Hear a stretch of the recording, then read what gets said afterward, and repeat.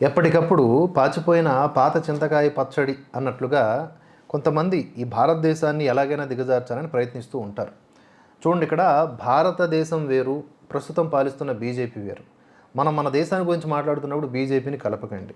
బీజేపీని విమర్శించాలంటే పక్కాగా చాలా పాయింట్లు ఉన్నాయి. ముఖ్యంగా విద్యా విధానం, దాని గురించి మనం గట్టిగా మాట్లాడవచ్చు. వాటి మీద ఫోకస్ చేయరు. భారతదేశాన్ని దిగజార్చేటటువంటి విధానంలో విపక్షాలు కానీ కొన్ని దుష్టశక్తులు కానీ ప్రయత్నాలు చేస్తూ ఉండటం శోచనీయం. దాన్ని మనం ఖండిస్తూ ఉన్నాం. బీజేపీని సమర్థవంతంగా టార్గెట్ చేస్తే మనం ప్రశంసిస్తాం, కానీ అది చేయట్లేదు. సరే, ఇక్కడ ఏంటంటే ఇటీవల ఒక కొత్తగా తయారు చేసుకున్నటువంటి సరుకు ఏంటి? భారతదేశం బంగారాన్ని అమ్మేస్తోంది. ఇది ఎవరు స్టార్ట్ చేశారో ఈ టూల్ కిట్ గ్యాంగ్ అంతా కూడా ఎక్స్పోజ్ అయ్యే విధంగా చాడా శాస్త్రి గారు ఒక అనాలిసిస్ రచించారు. చూద్దాం. బ్లూంబెర్గ్ అనేది అంతర్జాతీయ ఆర్థిక, సాంకేతిక మరియు మీడియా కంపెనీ. భారత్ ఎదుగుదలను ఓర్వలేక భారత ప్రభుత్వానికి వ్యతిరేకంగా అనేకసార్లు విశ్లేషణాత్మక కథలు ప్రచురిస్తూ భారత ఆర్థిక వ్యవస్థ మీద అంతర్జాతీయంగా వ్యతిరేక భావన ఏర్పడే విధంగా తమ మీడియా ద్వారా ప్రచారం చేస్తోంది.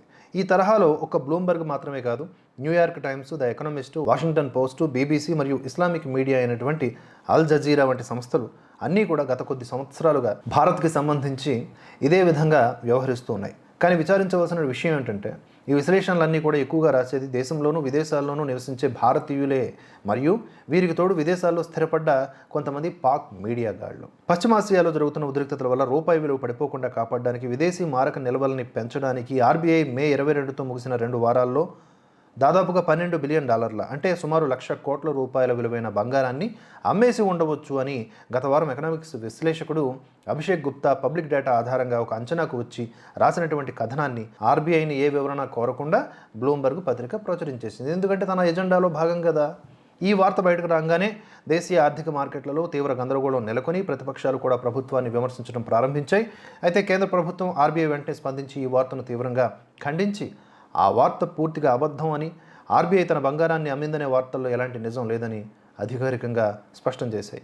ఆర్బీఐ వద్ద ఉన్నటువంటి భౌతిక బంగారం నిల్వలు 880.52 మెట్రిక్ టన్నులుగా స్థిరంగా ఉన్నాయని, అందులో 1 గ్రాము కూడా అమ్మలేదని స్పష్టం చేశారు. పైగా ఇటీవలి కాలంలో విదేశాల్లో ఉన్నటువంటి భారతీయ బంగారాన్ని ఆర్బీఐ తిరిగి దేశానికి సురక్షితంగా రప్పించుకుంటోంది అని కూడా ఆర్బీఐ చెప్పింది. భారతదేశ విదేశీ మారక నిల్వలు $680 బిలియన్ పైగా చాలా బలంగా ఉన్నాయని, రూపాయిని కాపాడడానికి బంగారం అమ్మాల్సిన అవసరం ఆర్బీఐకి లేదని నిపుణులు పేర్కొన్నారు.